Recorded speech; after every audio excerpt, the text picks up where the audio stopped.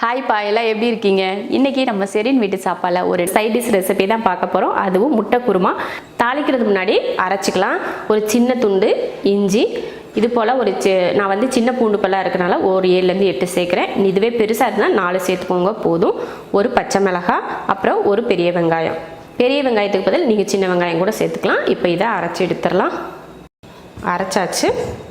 தாளிக்கிறதுக்கு எண்ணெய் ஊற்றிக்கலாம். எண்ணெய் காஞ்சதுமே அரைச்சோலையே அந்த பேஸ்ட்டை சேர்த்துக்கலாம். கொஞ்சம் கருவேப்பிலை, வெங்காயம், பச்சை மிளகாய், இஞ்சி பூண்டோட பச்சை வாடை போனதுக்கப்புறமா இதில் தக்காளி சேர்த்துக்கலாம். ஒரு தக்காளி சேர்த்துக்கோங்க. சேர்த்துட்டு வதக்கிடலாம். இதில் 1 கப் தேங்காய் துருவல், இது போல் ஒரு துண்டு பட்டை, ஒரு 1/4 ஸ்பூன் சோம்பு, கசகசா 1/4 ஸ்பூன். இப்போ இதை அரைச்சிடலாம். பாருங்கள், தக்காளியும் நல்லா வதங்கிடுச்சு. இப்போ இதில் மிளகாத்தூள் சேர்த்துக்கலாம். 1 ஸ்பூன் மிளகாத்தூள், 1 ஸ்பூன் மல்லித்தூள். அதே கலந்துடலாம். நல்லா எண்ணெயில் இந்த மாதிரி கலந்து விட்டுக்கோங்க. ஒரு உருளைக்கிழங்க வேக வச்சு எடுத்திருக்கேன், அதை சேர்த்துக்கலாம். மஞ்சத்தூள் கொஞ்சம்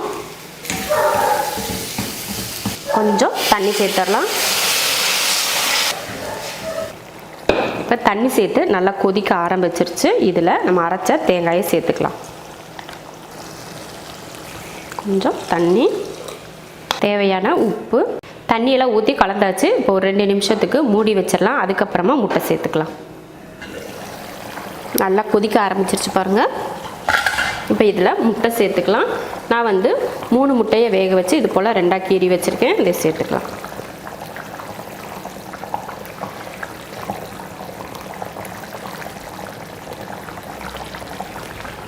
மறுபடியும் ஒரு 2லேருந்து 3 நிமிஷம் வேகட்டும். இப்போ ஓப்பன் பண்ணி பார்க்கலாம்.